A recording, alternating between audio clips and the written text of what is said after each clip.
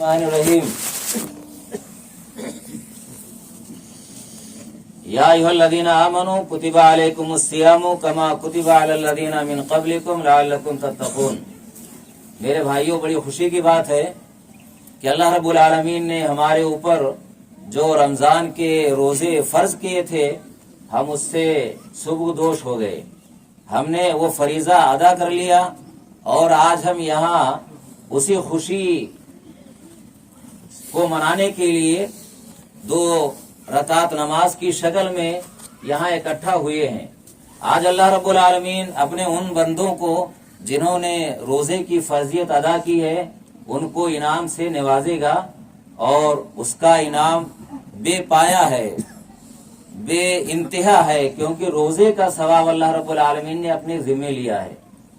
تو ذمہ داری ہماری یہ ہے کہ ہم آئندہ بھی اپنی زندگی کو، جیسے ہم نے رمضان کے مہینے میں ابھی عبادات کی ہیں، فرض نماز ادا کیے ہیں اور ذکر و اذکار کیے ہیں، تو سال کے 11 مہینوں میں بھی ہماری زبان ایسے ہی اللہ کی یاد سے تر رہے۔ اللہ نے روزہ اسی لیے فرض کیا تھا۔ میرے بھائیوں، ہماری ذمہ داری دنیا میں رہتے ہوئے بہت زیادہ ہے۔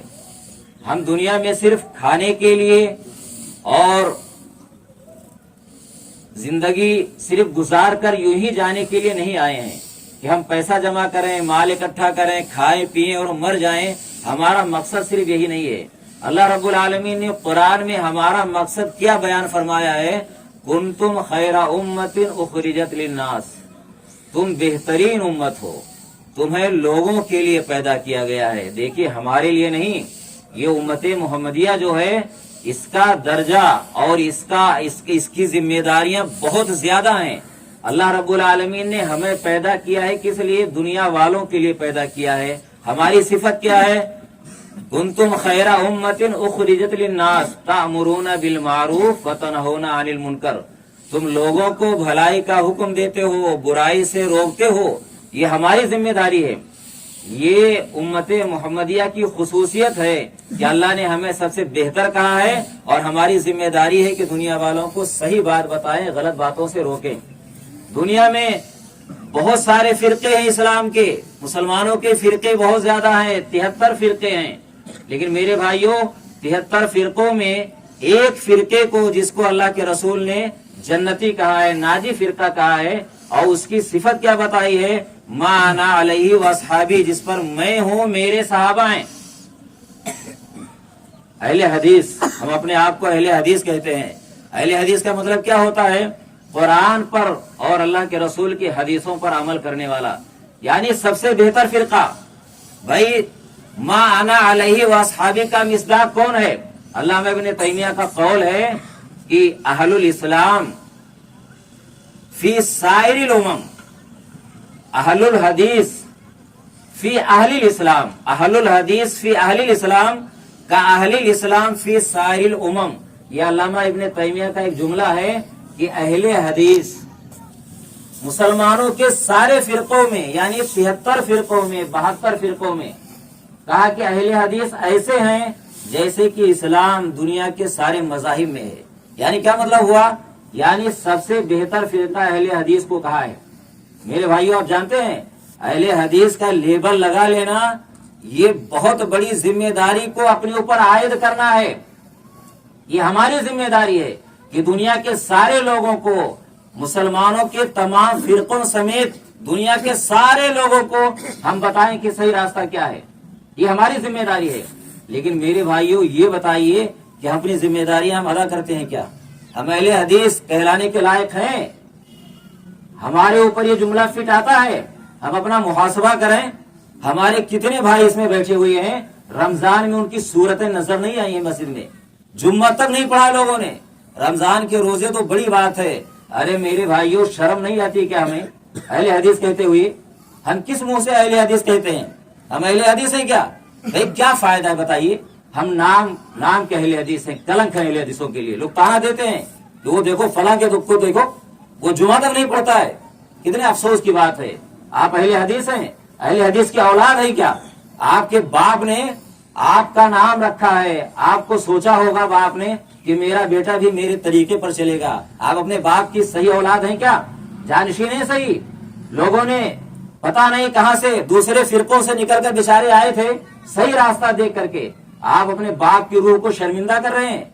क्या सोचता होगा बाप, उसको सवाब मिलेगा क्या?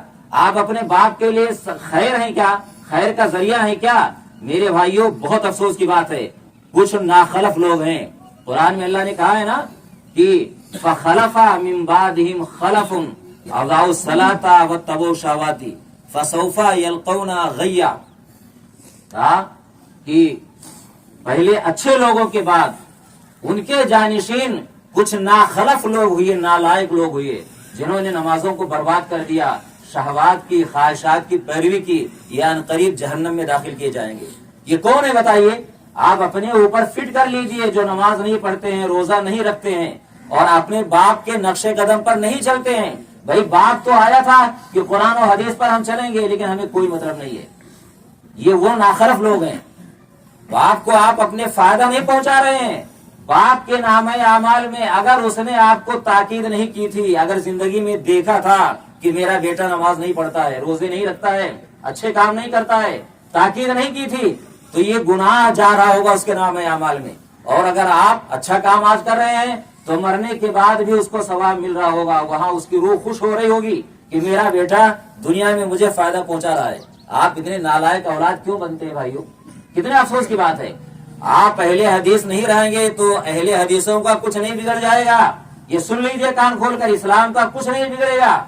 अल्लाह रब्बुल आलमीन ने सहाबे किराम को खिताब करके कहा था ना, वमा मुहम्मदुन इल्ला रसूल, मोहम्मद तो रसूल है, वमा मुहम्मदुन इल्ला रसूल, मोहम्मद सिर्फ एक रसूल है। अफईम माता, अगर ये मर जाएं, और कुतिला या कत्ल कर दिए जाएं, इन कलबतुम अला अकाबिकुम, पलट जाओगे एड़ियों के बल अपने, वमन यनकलिब अला अक़िबैहि फलन यदुर्रल्लाह शैया, और जो अपने एड़ियों के बल पलट जाए वो अल्लाह का कुछ भी नुकसान नहीं करेगा, कुछ भी नुकसान नहीं करेगा। सहाबे किराम के खाके पा के बराबर हम नहीं हैं, पांव के धूल के बराबर हम नहीं हैं। सहाबे किराम ने इतनी कुर्बानियां दी हैं, जान गंवाया है, जान का नजराना पेश किया है, माल का, आल औलाद का, वतन का की कुर्बानी दी है। अल्लाह ने उनके लिए कहा कि मोहम्मद तो रसूल थे, ईमान किसके लिए लाए हो? अरे मेरे लिए लाए। अल्लाह कहता मेरे लिए ईमान लाए हो, मोहम्मद के लिए ईमान नहीं लाए हो। ईमान मेरे लिए अल्लाह लाए हो, मेरी इबादत करने के लिए ईमान लाए हो। मैं जिंदा हूँ, मैं हूँ, मोहम्मद तो मर जाएंगे, तो क्या ईमान के एड़ियों के बल पलट जाओगे, ईमान छोड़ दोगे? कहा कोई नुकसान नहीं करोगे, इस्लाम का, अल्लाह का कोई नुकसान नहीं करोगे, अपना नुकसान करोगे। मेरे भाइयों, अहले हदीस ना, कुरान और हदीस का कुछ नहीं बिगड़ने वाला है, कुछ भी नहीं बिगड़ने वाला है। हाँ, कलंकित करते हो जरूर, अपने आप को अहले हदीस कहते हो ना, लोग ताना देते हैं कि वो देखो फला को देखो, वो अहले हदीस है, फला को देखो वो कैसे रहता है। मर रहे हैं हम ओहदे के लिए, ओहदे के लिए बड़ा शौक है, मस्जिद मदरसे का जिम्मेदार बनने के लिए बड़ा शौक है, हट जाओ तो बड़ी तकलीफ होती है। मेरे भाइयों क्या है? अरे बनो तो सच्चे इस अहले हदीस, सही अहले हदीस बनो तो सही, जिम्मेदारियां निभाओ तो सही, मस्जिद मदरसे में आओ तो सही। जिम्मेदारियां निभाने का शौक नहीं है, लेकिन जिम्मेदार बनने का बड़ा शौक है। अरे मेरे भाइयों, कुरान और हदीस को शर्मिंदा ना करो अहले हदीस नाम रख करके। अभी ये पूरा रमजान बीत गया है ना, बहुत सारे हैं, मैंने उनकी सूरतें तक नहीं देखी है, मस्जिद में सूरत तक नहीं देखी है, और अपने आप को अहले हदीस कहते हैं। अहले हदीस है क्या? नजर नहीं आए हो पूरा रमजान? अरे 6-8 महीना मुझे तकरीबन हो गए आए हुए ना, मैंने शक्ल ही नहीं देखी है। शक्ल, कुछ लोगों की शक्ल नहीं देखी, वो है कैसे, कौन है अहले हदीस? सबको जानता हूँ, ये अहले हदीस है क्या? तो मेरे भाइयों, जिम्मेदारी हमारी बहुत ज्यादा बनती है। खुदा के हम पकड़े जाएंगे कि सही तरीका हमारे पास था, हमने दुनिया को बताया नहीं, हमने खुद अमल नहीं किया, तो दुनिया को बताएंगे क्या? बताते हुए हमें खुद शर्म आती है, कैसे बताएंगे? हम खुद अमल करने वाले नहीं है। तो मेरे भाइयों, ये जिम्मेदारी हमारी बनती है, और अल्लाह ने हमें जो सही रास्ता दिया है, ये हमारा फर्ज है कि अपनी औलाद को सही रास्ते पर लगाएं। ऐसा नहीं है कि हम सही रास्ते पर चल रहे हैं, औलाद हमारी चाहे जहां जा रही है। लुकमान अलैहिस्सलाम का, हज़रत लुकमान का कौल याद करो कि अपने बेटे को क्या कहते हैं, या बुनैया ला तुशरिक बिल्लाह, ऐ बेटे अल्लाह के साथ किसी को शरीक ना करना, इन्ना शिर्क ला ज़ुल्मुन अज़ीम, शिर्क करना बहुत बड़ा जुल्म है। तो आप सोचिए, हमारे असलाफ के वाकयात हैं। याकूब अलैहिस्सलाम की मौत का वक्त है, अपने बेटों से क्या कहते हैं कि मेरे बेटो, मा ताबुदून मिन बादी, मेरे बाद किसकी इबादत करोगे। बेटे कहते हैं आपके रब की, आपके बाप दादा के रब की, इस्माइल और इसहाक के रब की इबादत करेंगे। ये याकूब अलैहिस्सलाम के मौत की बात है, कितनी फिक्र है। आज हमें फिक्र है कि हमारा बेटा कहाँ जा रहा है, किस रास्ते पर जा रहा है, हमारे बाप दादा किस रास्ते पर आए थे और क्यों आए थे, आज हमें फिक्र नहीं है। तो मेरे भाइयों, ये हमारी जिम्मेदारी है कि जिस चीज को हम सही समझते हैं अपने बच्चों को सही रास्ते पर लगाएं। कल क़यामत के रोज अल्लाह रब्बुल आलमीन हमसे पूछेगा हमारा अखलाक। लोग कहते हैं ना अखलाक की बना पर इस्लाम फैला है, अखलाक की बहुत ज्यादा अहमियत है। इस्लाम में अखलाक की बहुत ज्यादा अहमियत है। आपके पास कितना अच्छा माल हो, कितना अच्छा मजहब हो, कितना अच्छा धर्म हो, अगर आपके पास अखलाक नहीं है तो आपसे कोई नहीं जुड़ेगा। हमारे पास सबसे बेहतरीन चीज है, लेकिन अखलाक के एतबार से हम बिल्कुल कोरे हैं। हम मिसालें देते हैं साहबे कराम ने कि खुद ना खाते थे, गैरों को खिला देते थे। कितने साबिर थे मोहम्मद के घराने वाले। हम मिसालें पेश करते हैं कि खुद ना खाते थे। अब कितने शर्म की बात है। तुम्ही लोगों में से है ना कुछ लोग जो कहे कि हम खाना नहीं देंगे। अब शर्म नहीं आती है। कौन हो तुम आखिर, शर्म नहीं आती है क्या। बस कोई आया है बाहर से पढ़ाने के लिए या कुछ करने के लिए, तुम एक दूसरे को फोन करके कहते हो शर्म नहीं आती है कि खाना नहीं देंगे, हम खाना नहीं खिलाएंगे जब तक ये कमेटी वाले नहीं आए हैं। अब जो मौलवी आएगा, बात हक है, कड़वी लगती है, लेकिन ये अखलाक है। अहले हदीस हो क्या, दुनिया क्या कहती है, अखलाक पहचानना होना तो किससे किसके जरिए पहचानो। अल फज़्लु मा शहिदत बिहिल आदा, भाई फजीलत वो है, अखलाक वो है जिसकी गवाही दुश्मन दे गवाही, वो अखलाक है। अगर दोस्तों के साथ तो सब अच्छा सलूक करते हैं, दुश्मनों के साथ कौन करता है, अखलाक वाला करता है, जिसके पास अखलाक हो। जंगल के दरिंदे भी ना दोस्तों के साथ अच्छा सलूक करते हैं। देखते नहीं हो सर्कसों में कि शेरों को लोग सुधा लेते हैं, अच्छा सलूक करके शेरों को सुधा लेते हैं और शेर उनको नुकसान नहीं पहुंचाता है। तो ये दोस्तों के साथ जानवर भी अच्छा सलूक करते हैं, लेकिन दुश्मनों के साथ सिर्फ इंसानियत करती है, अखलाक करती है। और इसीलिए हमारे नबी के बारे में लोग कहते हैं कि दुनिया में मोहम्मद जैसा इंसान नहीं पैदा हुआ है। अगर दुश्मन अखलाक देखना हो तो मैदान जंग में देखो कि वहाँ अखलाक कैसे, कौन किसके साथ कैसे पेश करता है। ये मुसलमानों का अखलाक था कि जब हजारों कैदी सामने आते थे, कैद किए जाते थे, तो मुसलमान सबको माफ कर दिया करते थे। और दुनिया आज उनके अखलाक की गवाही इसीलिए देती है। तो अखलाक इसको कहते हैं, दुश्मन के साथ अच्छा सलूक करो, दुश्मन के साथ, दोस्तों के साथ हर कोई करता है। तो मेरे भाइयों, अखलाक पैदा करो अपने अंदर, अखलाक। और ये हमारी बड़ी जिम्मेदारी है, ये हमारी औरतों की जिम्मेदारी है कि घर में बच्चों की तरबियत अच्छी करें। माओ की बहुत बड़ी जिम्मेदारी है, अपनी लड़कियों की तरबियत अच्छी करें, छोटे बच्चों की तरबियत अच्छी करें। माओ की गोद को बच्चे का पहला मदरसा कहा जाता है। अगर माएँ अच्छी हैं, माएँ चाह लें तो बच्चे अच्छे बनेंगे, लड़कियां अच्छी बनेंगी, हमारी औलादें अच्छी होंगी। और कल यही बड़े होकर कौम का, समाज का की इस्लाह करने वाले, समाज का हिस्सा बनेंगे। यही बड़े होकर कौम की बागडोर संभालेंगे। अगर हमारी औरतें अच्छी नहीं होंगी तो हमारे बच्चे बहुत मुश्किल है कि अच्छे बने। तो मेरे भाइयों, ये हमारी बहुत बड़ी जिम्मेदारी है। मर्दों की भी औरतों की भी जिम्मेदारी है कि निगरानी करें बच्चों की। आज दुनिया कहाँ जा रही है, मुसलमानों को मिटाने के लिए दुनिया में क्या क्या प्लान बन रहे हैं, क्या क्या मंसूबे बन रहे हैं, और दुनिया क्या कर रही है हमारे साथ, और आज हमें एहसास ही नहीं है।